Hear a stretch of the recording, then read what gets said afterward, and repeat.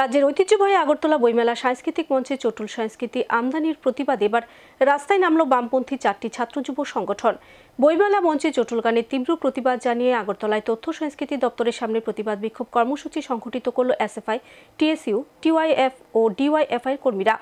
বিক্ষোভ কর্মসূচি থেকে বইমেলার ঐতিহ্য রক্ষা করার জন্য রাজ্যের সংস্কৃতিবান ও সচেতন নাগরিকদের সোচ্চার হওয়ার আহ্বান জানান ছাত্র যুব নেতৃত্ব। আগরতলা শহরতলি হাপানিয়াস্থিত আন্তর্জাতিক মেলা প্রাঙ্গণে চলছে এখন রাজ্যের ঐতিহ্যবাহী মেধা ও মননের উৎসব আগরতলা বইমেলা। রাজ্য সরকারের তথ্য সংস্কৃতি দপ্তরের উদ্যোগে আয়োজিত 42তম আগরতলা বইমেলা এবার একের পর এক উঠছে অভিযোগ। পরীক্ষার মরশুমে মেলায় তৃতীয় দিন উন্মুক্ত মঞ্চে হিন্দি গানের আসরকে ঘিরে সর্বত্রই যেন বইছে এখন নিন্দার ঝড়। বইমেলার মতো একটা ঐতিহ্যবাহী মেলায় এভাবে বইমেলার মঞ্চে চটুল গান কোনো অবস্থাতে মেনে নিতে পারছে না রাজ্যের সংস্কৃতিবান ও সচেতন নাগরিকরা। বিষয়টি নিয়ে ইতিমধ্যেই সামাজিক মাধ্যমে ভাইরাল হয়ে ওঠে।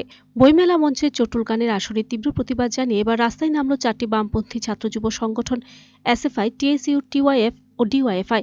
বইমেলায় অপসংস্কৃতির তীব্র নিন্দা জানিয়ে এবং এর প্রতিবাদ করে সোমবার 4টি সংগঠনের কর্মীরা আগরতলায় তথ্য সংস্কৃতি দপ্তরের সামনে বিক্ষোভ প্রদর্শন কর্মসূচিতে শামিল হয়। তাদের অভিযোগ, আগে বইমেলায় সাংস্কৃতিক অনুষ্ঠানের মাধ্যমে জীবনের গানের কথা, মানবিক মূল্যবোধের কথা প্রচার হতো।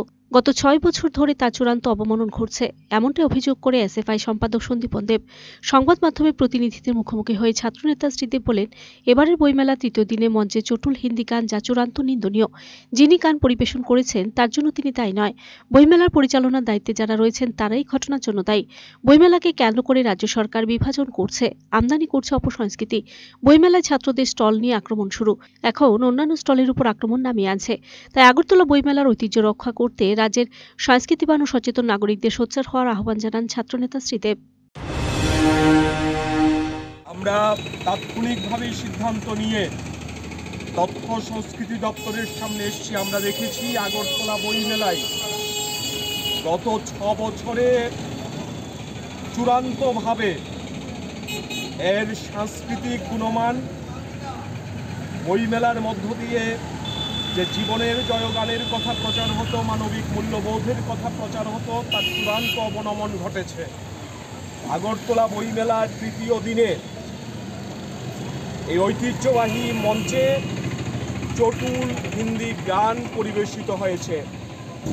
এটা চূড়ান্তভাবে নিন্দনীয়। তথ্য সংস্কৃতি দপ্তর, যাদের অধীনে এই বইমেলা পরিচালিত হচ্ছে, তারা নীরব। যে শিল্পী গান পরিবেশন করেছেন ওনার বিরুদ্ধে আমাদের ক্ষোভ নয়, উনি সামাজিক মাধ্যমে এই গান পরিবেশন করার জন্য দুঃখ প্রকাশ করেছেন। কিন্তু এই গোটা বইমেলাটা পরিচালনা করার প্রশ্নে তথ্য সংস্কৃতি দপ্তরের সামগ্রিক যে উদ্যোগ, সেই উদ্যোগে গাফিলতি, দুর্বলতা বছরের পর বছর দেখা যাচ্ছে। Video report, search India.